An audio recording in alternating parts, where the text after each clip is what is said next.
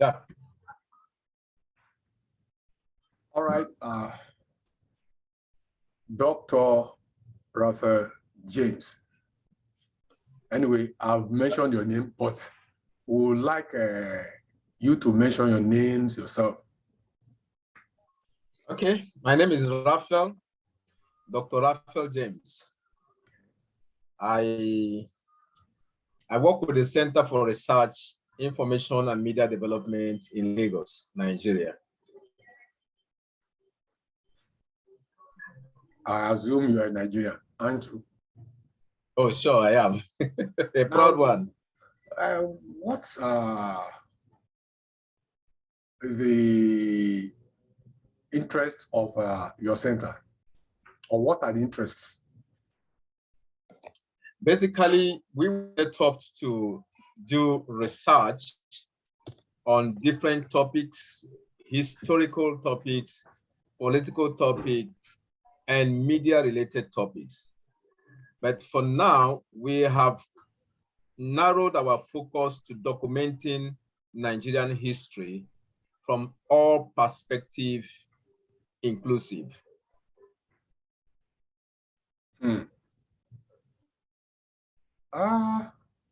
Before we go into that,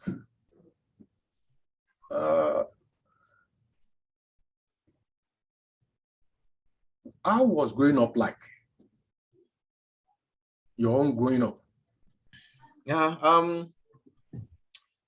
I was actually born outside the country, and my parents brought me back in Nigeria in 1974.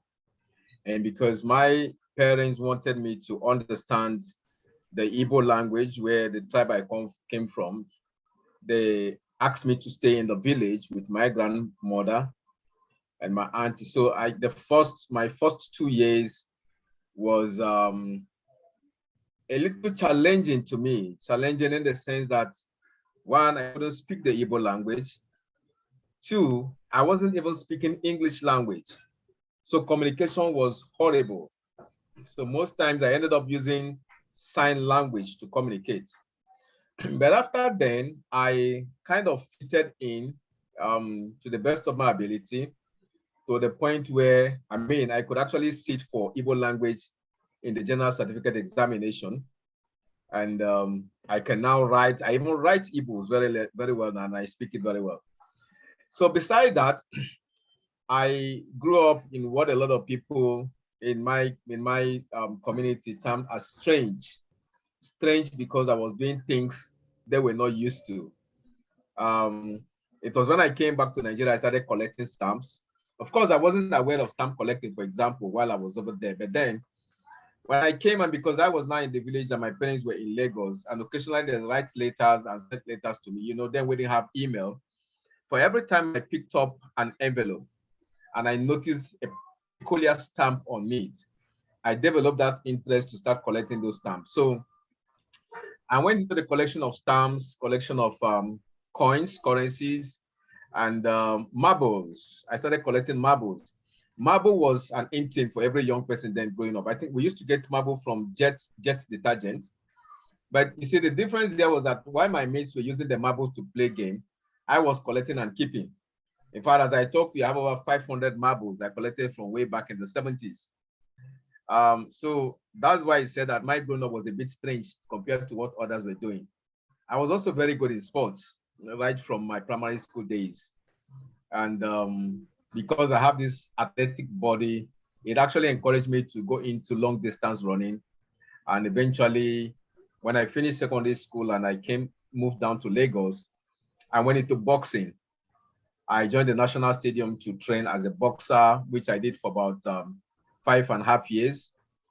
I also went into music. During my secondary school days, I competed in the John Player Disco Championship from Imo State. I was a good dancer. I'm still a good dancer anyway. Then somehow I know from the beginning I've always been a reader. I enjoy reading books. In fact, I must confess I'm admiring the background of your background as we talk. I love books a whole lot. And for every opportunity I have to read books, I took full advantage of it. including the very first novel I read that was not in my school curriculum. I had an uncle who was doing his youth service then, who came and told me about, no, he wasn't really telling me, he was telling my auntie that during his youth service in Calabar, he met a Calabar girl who was preparing a Dikaiko as he was reading Things Fall Apart by Chinua Achebe. And I picked interest in that title. So I scribbled it down on the floor because I was actually peeling cassava. I didn't have any writing materials. I was peeling cassava. So I wrote on the floor, Things Fall Apart by Chinua Achebe. I wasn't sure whether I got the spelling of Chinua Achebe right then anyway, but I wrote something close to that. And by the time I finished peeling cassava, I had mistakenly wiped off the name I wrote on the floor. So I now battled to remember. I mean, I know I heard something like Things Falling Apart and all that.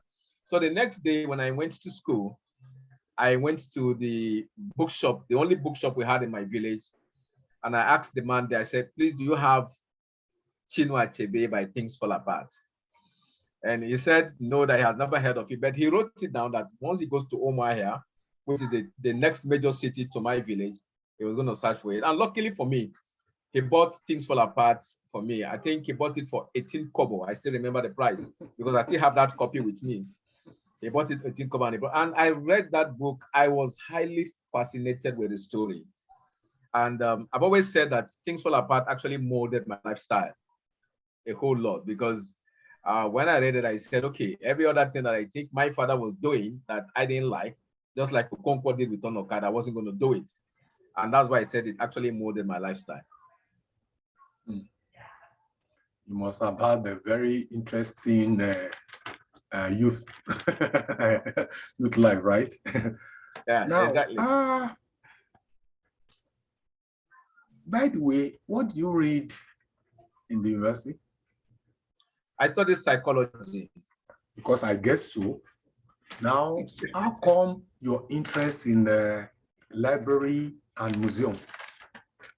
Okay, I must say it's somehow a bit complicated. While in secondary school, for example, I was a pure science student.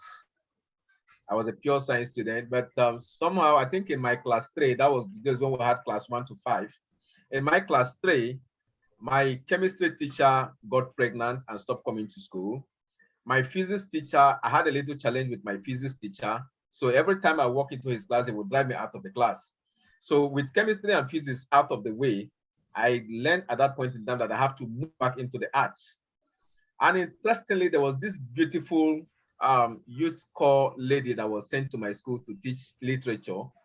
And most of us, the guy, though we were very young, because of her physique, we were interested in going to study literature. So every time she has a class, the class will be filled up. And along the line, I picked up interest in literature. I did not really like history in secondary school because I found it much more challenging. So many names. Those were the days where you studied the history of West Africa, the history of Africa, you know, some very strange names like the Songhai empires and the rest. So I wasn't interested in history. But after going to the university and studying psychology and finding myself doing a whole lot of research work, even as an undergraduate, then I had the privilege of writing my second book.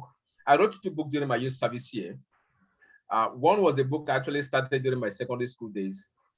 No, immediately I finished secondary school. I was writing a book on cigarette smoking, how to quit smoking. And that particular book, I had the privilege of having the Minister of Health then, Professor Olukoyera Somputi. He wrote the foreword of that book for me. So, but during my youth service, I wrote the history of my university. And I found it quite interesting. I was telling a story as a historian. And that book fetched my university 6.2 million naira because we were able to bring in Chief M.K. Abiola as the chief launcher. So, but when I left after my youth service here, and I got a job, I worked with Newswatch Communications Limited as a journalist. From Newswatch, I got an appointment with Chief Sir Alex Akinyele, may his soul rest in peace, as a special advisor on research. Along that line, I discovered that most of the things I did for NARECOM, the National Reconciliation Commission, where he was serving, I did most of them based on my research, historical research work that I've done. So at that point in time, I eventually set up a research center. But I discovered during the research center period that somehow the people thought I was running business center. So I was doing more of business center job. But along the line, I realized most young people, even adults, they really know our history. And I said to myself, what can I do to make them know our history? What can I do to also make me understand our history better? And that was how I found myself doing Nigerian history, to a point where I had to establish the Museum of Nigerian History, which was officially commissioned on January 1st, 2014, by my ex-boss, Chief Alex Akin, who was the former Minister of Information. And since then, I should say I have been doing good, very good enough. At least I can testify to that. Yeah, I say kudos to you. But by the Thank you, way, sir. how have the governments at various levels been responding to your initiative?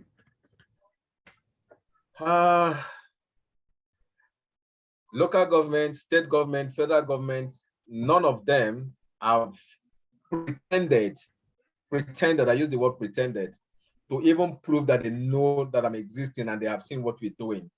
Despite all efforts we have made to reach out to them, despite efforts of our findings as researchers, things that would have improved the society, Nigeria as a society, we've not gotten any help, none at all so far.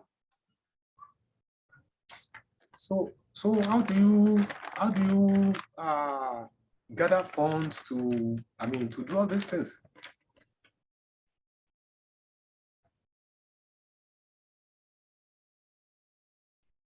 Hello? Hello?